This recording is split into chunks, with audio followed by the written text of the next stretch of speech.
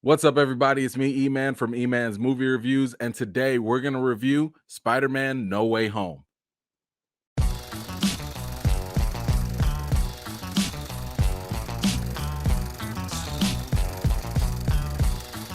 All right, let's do a quick intro. After having his identity revealed to the entire world, Peter Parker asked Doctor Strange for a little magical help by having everyone forget that he's Spider-Man.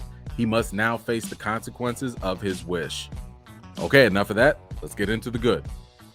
The good. This movie wasted little to no time in getting us set up for an action-packed ride.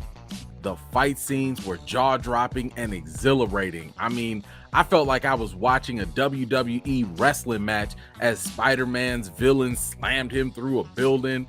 And of all the Spider-Man movies to date, Spider-Man No Way Home probably had the most crowd-pleasing action scenes. The final battle was just pure fun to watch as Spider-Man confronted his greatest villains and challenges.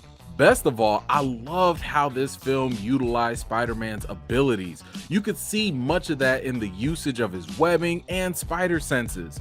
Oftentimes, it felt like you were playing a Spider-Man video game with so many of the unique Spidey moves that were used and being pulled off. Now, the fight scenes weren't the only thing that was really dope in Spider-Man No Way Home. The mixture of technology and magic were both visually stunning. Sure, we've seen Spidey have his Stark tech and nanotech before. However, with the inclusion of Doctor Strange and magic all in the mix, this took things to a whole new level. When Spidey travels to that magical place with Doctor Strange, I was captivated with the special effects that we got to see. And in my second viewing of this movie, I saw it in 3D and it was just so much better. But before you go thinking that this movie is all about wall crawling and shooting webs and punching bad guys, there's a heavy dose of some drama in this as well. We've seen Tom Holland's Spider-Man face some obstacles in the past, but this film has him going through his biggest challenge yet. Now, you'll know it when you see it, but that certain moment in the movie will have everyone in their feelings. It certainly pulled at the heartstrings for sure. Director Jon Watts did a marvelous job at controlling the pace of the film, especially during those more dramatic moments. He allowed for the movie to breathe and for the audience to truly feel the weight of the situations through the character and moment. I also appreciated the cinematography and how it enhanced those emotional scenes. That imagery of Spidey watching the news in the rain after dealing with his situation is a scene I'll never forget. Now, one of the strongest elements going for this movie is definitely going to be the character development for Peter Parker. This movie allowed us to explore the quintessential themes that made Spider-Man one of the most relatable characters of all time. While it might have been initially frustrating to see Peter Parker go through his, naive moments, it was also crucial to his maturation in becoming a hero. Juggling between the ideas of what's moral and personal sacrifice were two themes that this film handled quite well.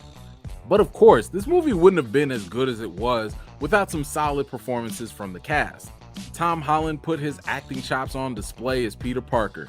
He was entirely believable in his dramatic and humorous scenes. He's become so good that you really do believe him to be Peter Parker.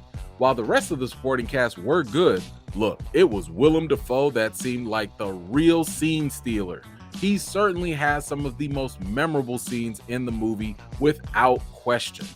Last but not least, look, probably some of the most fun stuff in this movie are going to be all the references and the cameos that happen throughout. The level of fan service is gratifying for some longtime Spider-Man fans, mainly due to the characters and jokes that appear in the film. Speaking of which, the dialogue and writing in this movie were hilarious at times. Like Jamie Foxx's character, when he made that reference about who he thought Spider-Man really was, is pure hilarity. There's a lot for Spider-Man fans to enjoy one way or another. Okay, enough of that. Let's jump into the bad. The bad. One minor knock against No Way Home is probably the very thing that also can make it great, and that's the nostalgia.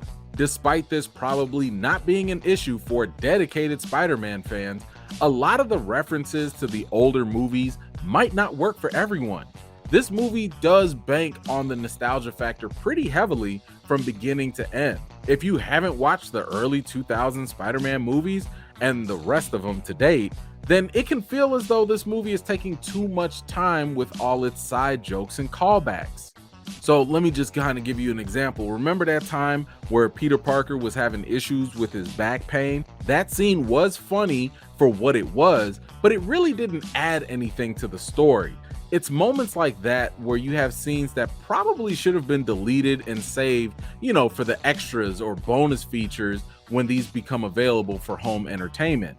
Now, I'll admit, as a Spider-Man fan, those jokes and callbacks didn't bother me at all, but I can see how they can be an issue for people, let's say, if the only Spider-Man you've ever experienced was Tom Holland's in the MCU. Anyway, let's get on to the reason. The reason. Spider-Man No Way Home was a thrill-seeking ride that is full of heart and everything we love about superhero movies. It taps into the essence of what makes Spider-Man the hero he was created to be. This was an exceptionally well-balanced movie that capped a perfect ending of a trilogy. This is easily a top 3 Spider-Man movie of all time, sharing the same space as Spider-Man 2 from 2004 and Spider-Man Into the Spider-Verse. And if you kind of want to talk about just the MCU, I think that there's a very good argument to be made if you want to put No Way Home in the top 5 of all MCU movies. But when it comes to the rating for Spider-Man No Way Home, I've got to give it a 9 out of 10. Now, I had a chance to watch this movie for a second time, and I have to say that I was really impressed with how well it held up. All of the jokes still landed. The fight scenes still literally had me at the edge of my seat. I'm sitting here cheering with everybody else. And best of all, this movie was a crowd pleaser. The cheers from the audience at key moments, and you know what moments they are, made the movie-going experience that much better. I think it kind of goes without saying that Spider-Man No Way Home is an absolute must-watch. So, have you seen Spider-Man No Way Home? If you happen to be one of the 10 people in the world who hasn't yet, please make sure you come on back to this video and let me know what you thought about it. By the way, I know this video is a little late, and most of you are already interested in a much more in-depth spoiler discussion about this.